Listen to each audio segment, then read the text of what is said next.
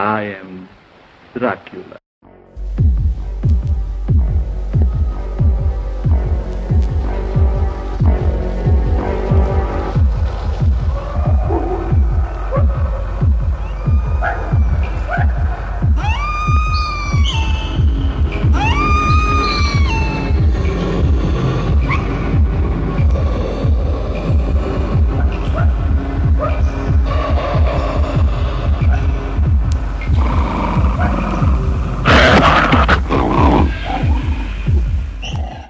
Hey guys, it's Eric. Yeah, sorry that this review isn't epic and actually has acting like the last one that I did a couple weeks ago, but I decided to do only one of those per season, and be glad because I'm already coming up with ideas for another one next year.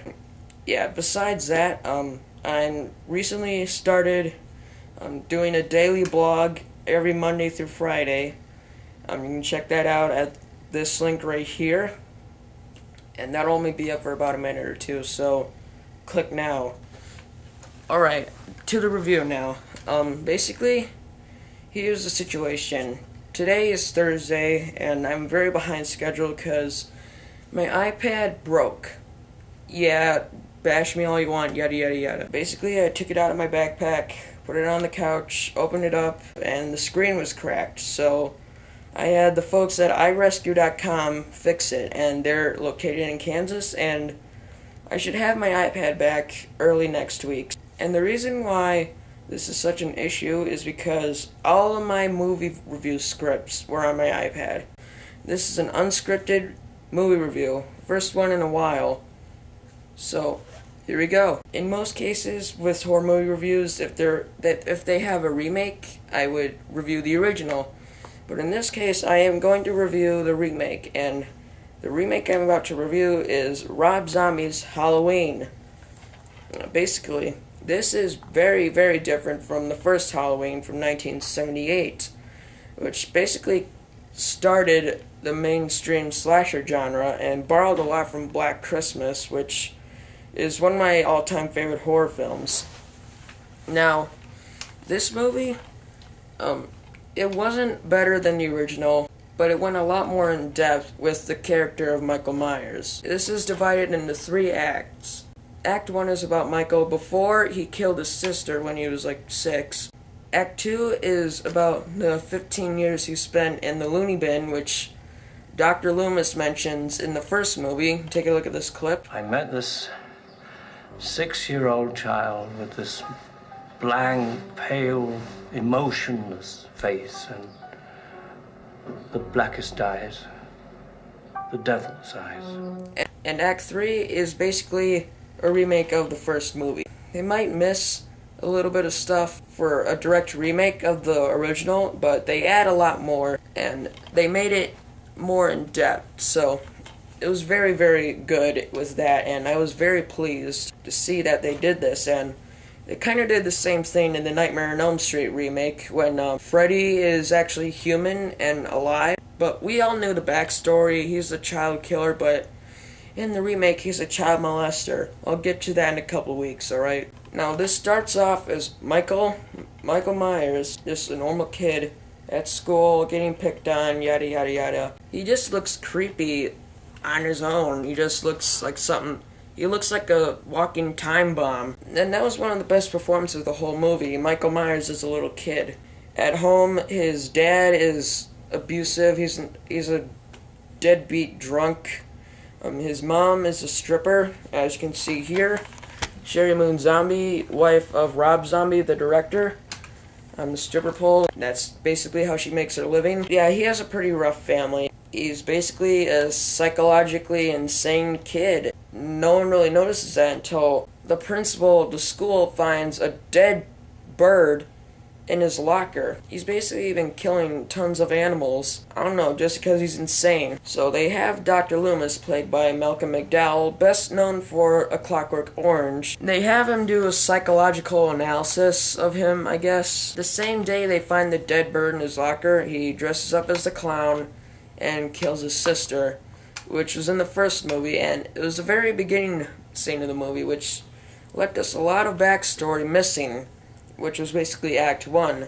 And then they jump ahead 15 years to Michael Myers killing people. But that was in the original. But in the remake, they go through the time when he was in the asylum. And this is probably my favorite part of the whole movie, when he was in the asylum, because he looks like this big, brute, long hair wreck. And he's played by Tyler Mane, and he also played Michael Myers in Halloween 2. He was also one of the characters in The Devil's Rejects. He was a member of the Firefly gang, but he gets killed off early in that movie.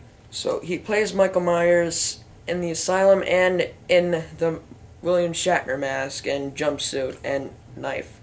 So he basically looks like this giant brute, and he is just huge. He's like Yao Ming huge. And he's just completely indestructible. He's basically has to be handled really carefully, and he actually never talked or pretty much did anything for his time in the asylum. He wouldn't say a word, and all he did was make masks in his cell.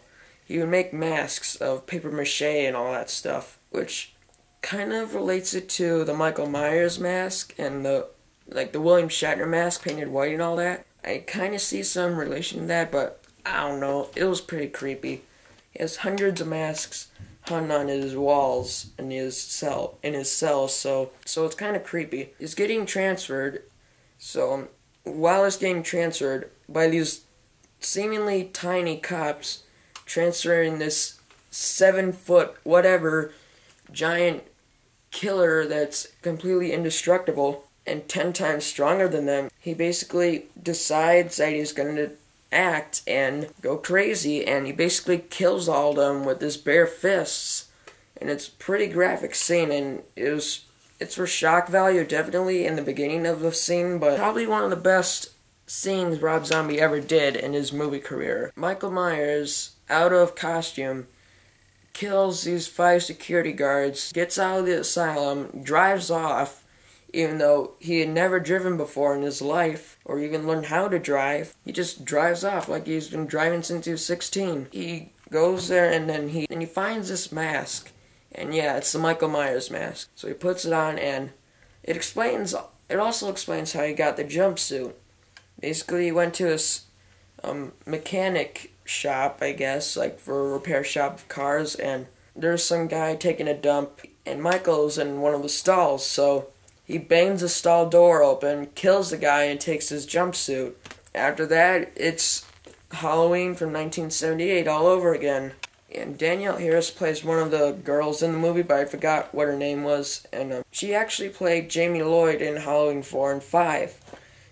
She was Laurie Strode's daughter, I think. Either her daughter or her niece. I don't remember, because I haven't seen those movies in a while. But yeah, she's a reoccurring star in the Halloween series. If you're a horror fan like myself, you've probably seen the original Halloween. If not, check that out. It's awesome. But this, it was okay. It wasn't bad. It wasn't a masterpiece like the first original movie, but it was okay.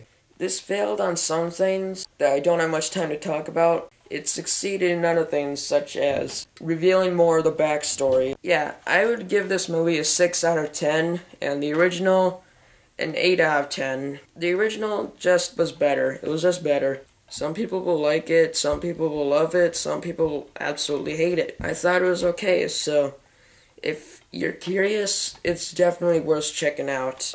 It was good, but not great. Pretty much that's all. So I'm also busy on something huge. My high school is having their first film festival, so I'm putting in an entry, and if you've been reading my blog on Blogspot, then you've probably heard about it. So go read the blog every single day. Every Monday, Tuesday, Wednesday, Thursday, and Friday I post something around 11:30. So thank you for watching, and see you guys later.